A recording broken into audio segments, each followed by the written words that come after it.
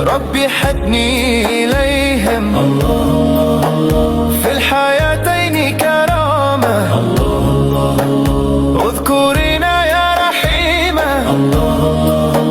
عند ذا الهول العصيب ይህን ግጥም ታውቁታላችሁ ወይስ አታውቁትም ብዬ መጠየቅ አይጠበቅብኝም። ምክንያቱም ይህ ግጥም በአሁን ሰዓት ላይ ሁሉም ሰው ዘንድ የደረሰና ሁሉም በተመስጦ እያዳመጠው ያለ ግጥም ሺዓር ነው። በተለይም ደግሞ በሀገራችን ላይ ያው ግጥሙ አረበኛ እንደመሆኑ መጠን ግጥሙ ምንድን ነው የሚለው ስለምንስ ነው የሚያወራው የሚለውን ነገር በደንብ ሳያውቁ ሳይረዱት በዜማው ቅላጼና ይህንን ግጥም በሚያነበንበው ሰውዬ ድምፅ በጣም በመማረክ ብዙ ሰዎች ይህንን ግጥም እየተቀባበሉት ይገኛሉ። ይህም ስለሆነ ስለዚህ ግጥም አንዳንድ ነገሮችን ማለት ይኖርብናል። በመጀመሪያ ደረጃ ግጥሙ የተዘጋጀው ለፋጢማ ቢንት ሙሐመድ ሰለላሁ ዐለይሂ ወሰለም የነቢዩ ሰለላሁ ዐለይሂ ወሰለም ውድ ልጅ ለሆነችው ለፋጢማ የተዘጋጀ ግጥም ነው። እሷን መድህ በማድረግ የተዘጋጀ ግጥም ነው። በዜማው በመማረክና በድምፁ በመማረክ ብቻ የግጥሙን ማዕና ሳያስተውሉ በጣም ሲቀባበሉበት አስተውለናል። ነገር ግን ቆም ብለን ግጥሙን አንድ በአንድ በምናይበትና በምናስተውልበት ጊዜ አደገኛ የሆኑ የሽርክ ቃላትን ሁሉ እዚህ ግጥም ላይ እንመለከታለን። አላህ ይጠብቀን። ብዙ ሰዎች ይህንን የሽርክ ቃላት አብሮ እያቀነቀኑና እያዜሙት እየሰማን ነው። ባስም ብሎ ደግሞ በአማርኛም ተተርጉሞ ሊመጣልን ነው። ሁላችንም እንጠንቀቅ። በዚህ ግጥም ላይ ያሉ አደገኛ ስንኞችን አቂዳን፣ እምነትን የሚበርዙና የሚያበላሹ አደገኛ ስንኞችን ጥቂቱን እንመልከት። ለምሳሌ እዚህ ላይ ምን እንደሚል ስሙ። اذكرينا يا رحيمة عند ذا الهول العصيب اذكرينا يا رحيمة عند ذا الهول العصيب አስታውሽን አንቺ አዛኝ ሆንሽ ሆይ መቼ عند ذا الهول العصيب የዛኔ አስፈሪና አስቸጋሪ በሆነው ቀን ላይ አስታውሽን እንዳትረሽን እያለ ፋጢማ ረዲየላሁ ዐንሃን ይማጸናል፣ ይለምናል። መቼ ነው ይህ አስቸጋሪ ቀን? መቼ ነው ይህ አስፈሪ ቀን? ከዛም ቀጥሎ ምን አለ?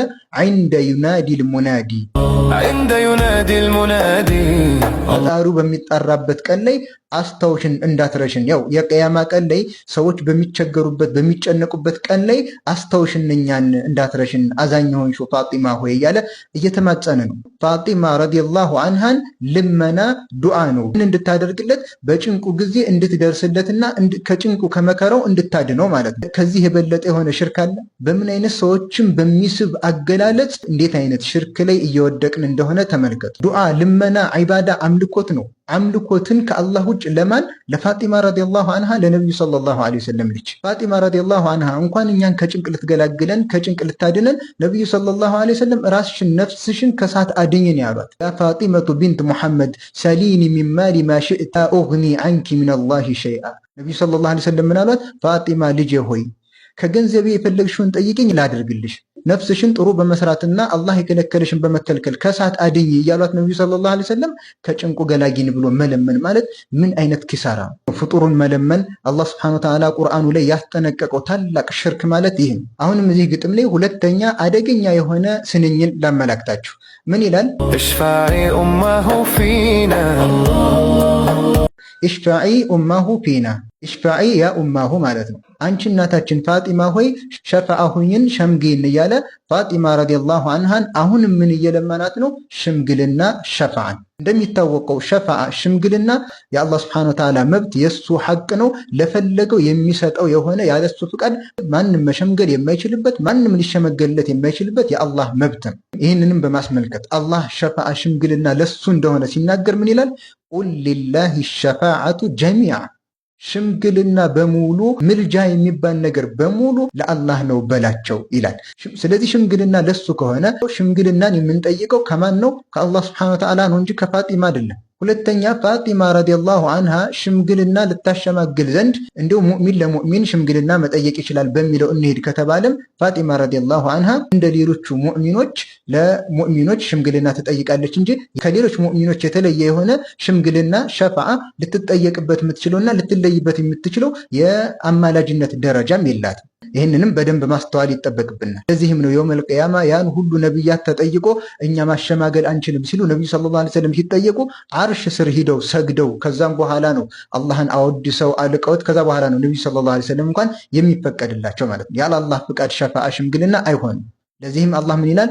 መን ዘለዚ የሽፈዑ ዐንደሁ ኢላ ቢኢዝኒ፣ አላህ ዘንድ ማን ነው ያለሱ ፍቃድ ሊሸመግል የሚችል? ስለዚህ ፋጢማ ረዲየላሁ ዐንሃ ከሌሎች ሙእሚኖች የምትለይበት የሆነ የሸፋዓ ደረጃ የላትም። ሁለተኛ የተለየ የሆነ የሸፋዓ ባለቤትን እንኳን ነቢዩን ሰለላሁ ዐለይሂ ወሰለም እሳቸውንም እንኳን ቢሆን ሸምግሉን ሸፋዓ ሁኑን ብሎ መለመን እንኳን አይቻልም። በዚህ በኩል ሊጠየቅ የሚገባው አላህ ነው። አላህ ሆይ ነቢዩን ሰለላሁ ዐለይሂ ወሰለም ሸፋዓ ሸምጋይ አድርግልን ብሎ ሊለመን የሚገባው አላህ ነው፣ የሱ ሐቅ ስለሆነ። አሁንም ወደ ቀጣዩ ስንኝ እንሄድ። ተመልከቱ እዚህ ላይ ደግሞ የሚለው الشريفة والعفيفة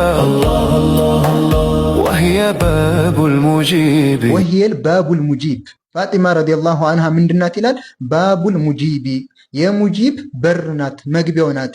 አልሙጂብ ሁወ ኢስሙን ሚን አስማኢላሂል ሑስና ከአላህ መልካም ስሞች ውስጥ አልሙጂብ ነው። ወደ አላህ መግቢያ በሩ ማናት? ፋጢማ ረዲየላሁ አንሃ ናት ይላል። ይህ ደግሞ በፋጢማ ረዲየላሁ አንሃ ላይ በሌሎች ደጋግ ሷሊሖች ላይ የሚደረገው አይነት ሁሉው ድንበር ማለፍ ያለበት የሆነ ቃል ነው። ፋጢማ ረዲየላሁ አንሃ ወደ አላህ የመግቢያ በርም አይደለችም። በይነላሂ ወበይነ ዓብዲሂ በአላህና በባሪያው መካከል ምንም አይነት ግርዶሽ፣ ምንም አይነት የሰው ልጅ በአላህና በባሪያ መካከል አዳራሽ የሆነ አካል ማንም የለም። አላህን መጠየቅ ወደ አላህ መመለስ የፈለገ አካል በሙሉ እጁን ዘርግቶ አላህን ቢለምን ቀጥታ አላህ ይሰማዋል። ከአላህ ጋር ያለውን አላቃ ማስተካከል ይችላል። ለዚህም አላህ ምን ይላል? ወድዑኒ አስተጅብ ለኩም ለምኑኝ እቀበላችኋለሁ ነው ያለው።